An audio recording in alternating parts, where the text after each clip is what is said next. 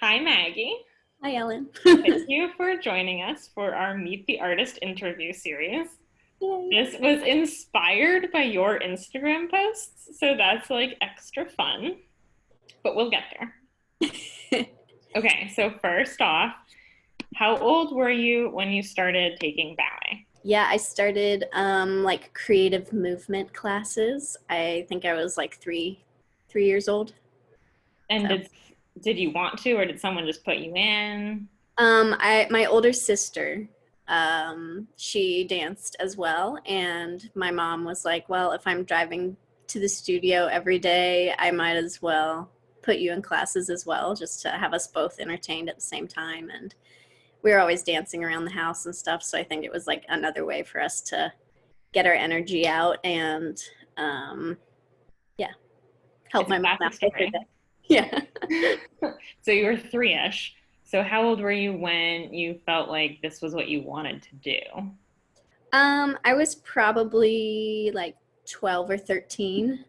I started looking into going away to summer programs, and I got my point shoes when I was about 13. And so I felt like that was kind of, I was taking these big steps forward, and it felt like, okay, well, I think that this is going in a direction that I want it to. It's something that was making me happy every day, and something that I could really like put like my passion and hard work into, and it felt really rewarding. So that kind of was a good recipe for, okay, I want to do this. This feels right. So So you had a somewhat shockingly still unusual path because you got your BFA from Butler University first. yes. It's amazing how it's 2020 and it's still more unusual to find dancers who've already gone to college. Yeah. So, did something cause you to decide to go to college first? Did that just sort of happen? Like I said, my sister was also a dancer, and Okay. she went to Butler and got a BFA in dance performance as well. So I kind of had the idea of dancing in college on my radar because I had I had watched my sister kind of go through it while I was still in high school, and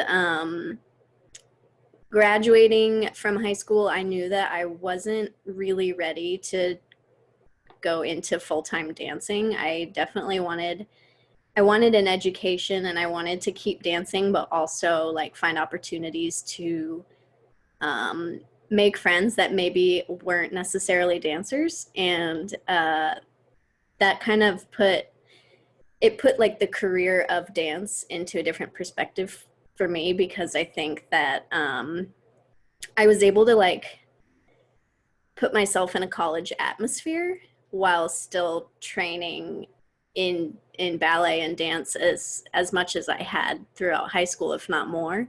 So it was kind of this weird balance of two worlds of like being a normal college kid and taking classes and being in classes with people who were like math majors, and kind of just like really submerging these two worlds.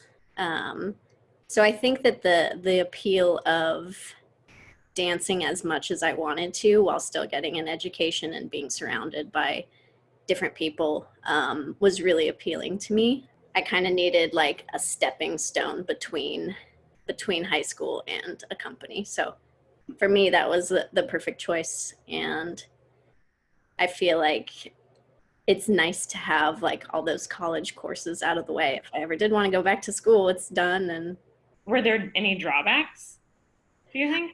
um definitely like graduating college, I was 22, and you know, you hope that you're like, okay, well, I got this college degree, I have 4 years of education under my belt, like I don't need to be in a second company. I the college kind of felt like a second company to me, and it was very defeating to audition for companies and basically be told that I was too old for a second company position. And I'm like, well, then don't hire me into the second company. Just give me a company contract. But for me at the time, it was, as much as I wished and hoped I could get a job right out of college, finishing my degree strong sane was more important. And so I did graduate with no job, like a lot of dancers do. And that was also like a big, it kind of gave me time to graduate and really think about like, okay, is this what I want to do? Obviously, I was trying to get a job, but was not very successful. And I just kept being told that I was too old, and I was 22, and I was like, well, I'm not old. So that's probably the only drawback. I kind of wish that companies would see a college education as more than, okay, well, now you're 4 years older than you were when you could have gotten a job, and kind of see that as a bonus in hiring dancers. So you said it was like about a year and a half. Is that when you got the job at Cincinnati Ballet, or was that when you were with Dayton? That's when so I have a dance teacher at home in Dayton, Ohio, and she was like, I know that sometimes Dayton Ballet hires extras for Nutcracker. It was maybe a couple weeks after their season had begun. I emailed them, and their director was like, yes, we're definitely looking for people for Nutcracker, but we're also doing Cinderella in October. Would you be interested in joining in for that? So that was kind of like an extra little opportunity. I got some performance experience under my belt. From there, you ended up with Cincinnati Ballet.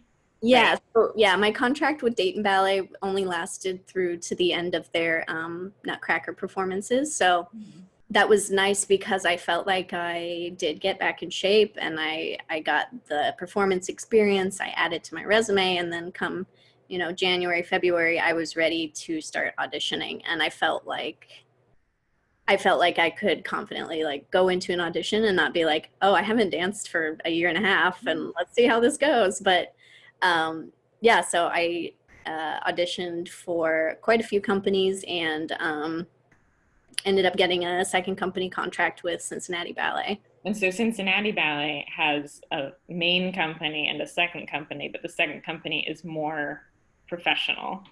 Yeah, being a second company dancer at Cincinnati Ballet, I felt like I danced more than company members because there was so much that was asked of us between like our own performances of being in the second company, outreach that we had to do, and then being involved in company productions. So it was like 3 times the amount.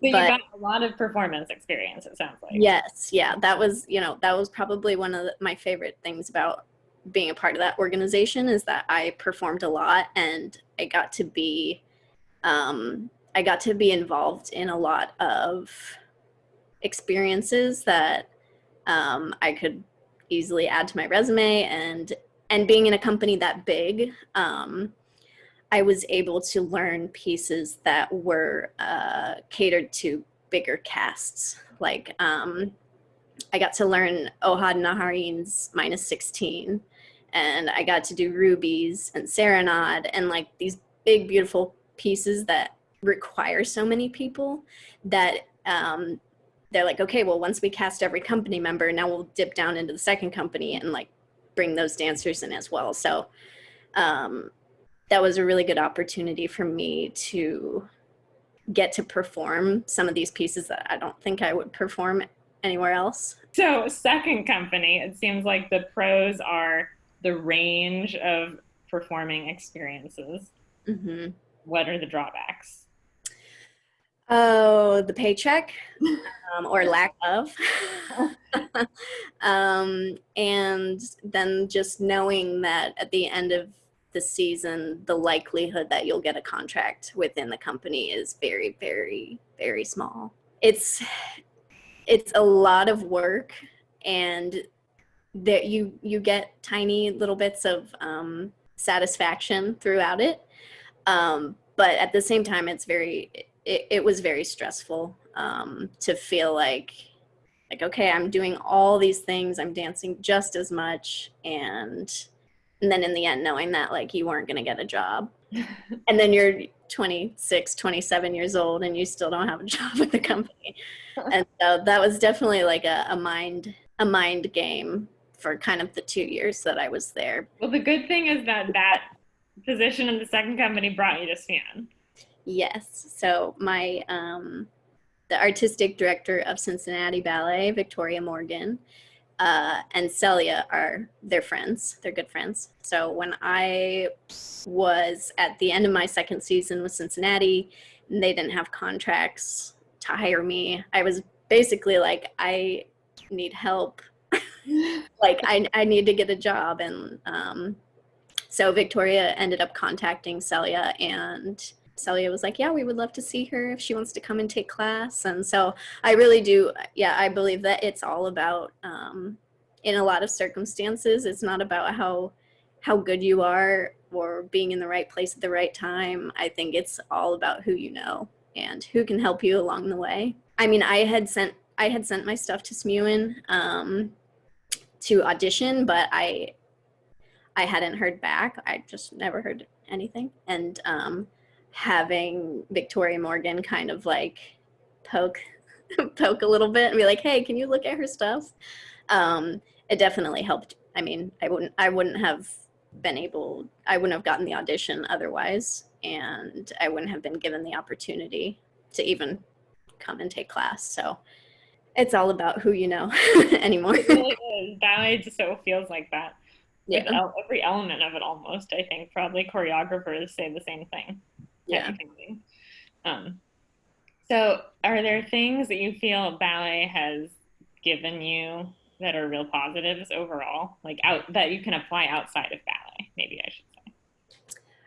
I feel like I'm a very patient person, and I think that As evidenced by I think that I owe a lot of my patience and learning how to just like wait and be present and be calm and be patient. I think that has a lot to do with kind of my journey that I've taken in the past 10 years. Not necessarily like wait around for things to happen, but kind of trust that they will, and not to get too like anxious or frustrated or upset about a situation that I have no control over. And that's definitely been something that's guiding me through this pandemic as well, just being patient. I was just gonna say, that's exactly what you need for right now. I know. Like the arts have been so impacted, of course, because of COVID. Are there things that you've seen change that you're like really pleased that have changed and hope it continues? Or are there changes that you have not seen but hope to see? I've definitely noticed that people are finding more ways to be creative, which I think is a good thing. And I think that when you're put in a circumstance where you have no other choice but to create, people come up with really incredible things. And I think that throughout like the pandemic, especially as artists, we strive so much to find normalcy or something close to, like, we crave that feeling of our everyday routine. And so I mean, I never imagined that I would be taking ballet class in my kitchen because I had to.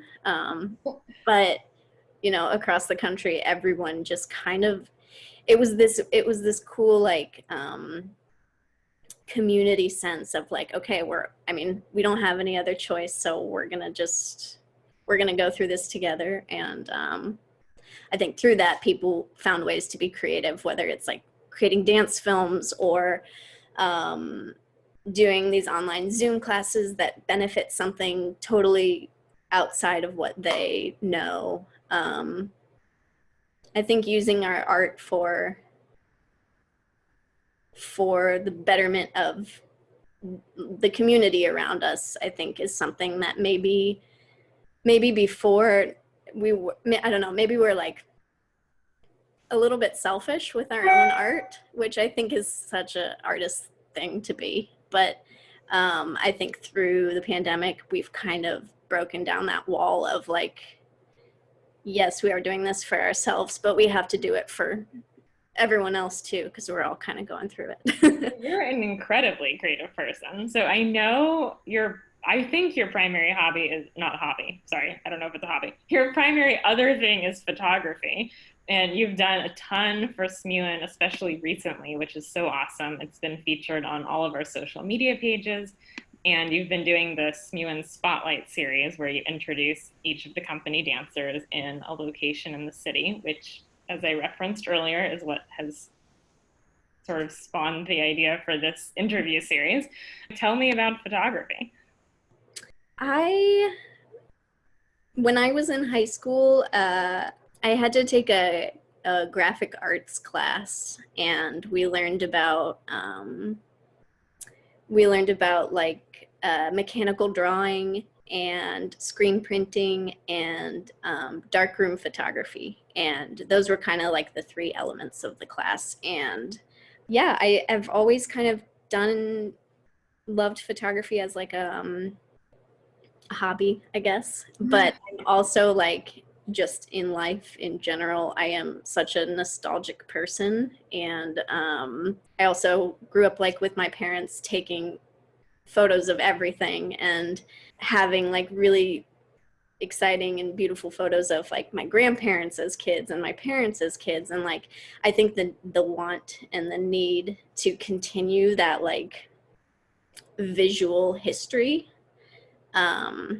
was something that I don't know, it's something that's always been important to me. And so kind of through that, it was always like I'm taking photos like for my own personal self because I want to document things and people and what's going on in my life. And then kind of learning like, okay, well, I can be kind of good at this, and maybe it's something that I can explore and like how to get better at. And